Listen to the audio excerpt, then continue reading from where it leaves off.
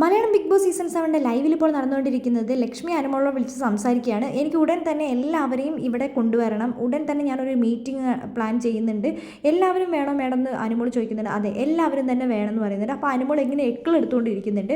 പിന്നെ അനുമോളോട് ചോദിക്കുന്നുണ്ട് വെള്ളം വേണമെന്ന്. അപ്പോൾ അനുമോൾ പറയുന്നുണ്ട് വേണ്ട വേണ്ട കുഴപ്പമില്ല എന്ന് പറഞ്ഞിട്ട് പിന്നെ എൻ്റെ പെന്ന്, പെൻസിൽ, അതേപോലെ തന്നെ എൻ്റെ ഫയലുകൾ, എൻ്റെ പല സാധനങ്ങളും ഇവിടുന്ന് മിസ്സായിട്ടുണ്ട്, അതെല്ലാം എനിക്ക് ഉടൻ തന്നെ കണ്ടുപിടിച്ചുകൊണ്ട് തരണം.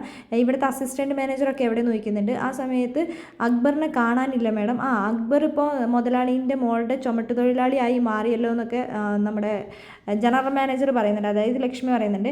അതേപോലെ തന്നെ റെന ഫാത്തിമ എവിടെ നിന്ന് വെച്ചപ്പോൾ സാരി ഉടുക്കാൻ പോയിരിക്കുക എന്ന് പറയുന്നുണ്ട്. അപ്പോഴേക്കും അനുമോൾ ഇങ്ങനെ എടുത്തുകൊണ്ടിരിക്കുന്നുണ്ട്. പോയി വെള്ളം കുടിക്കുക, ഇല്ലെങ്കിൽ തൊണ്ടക്കെട്ടി ചാവണ്ടെന്ന് പറയുന്നുണ്ട്.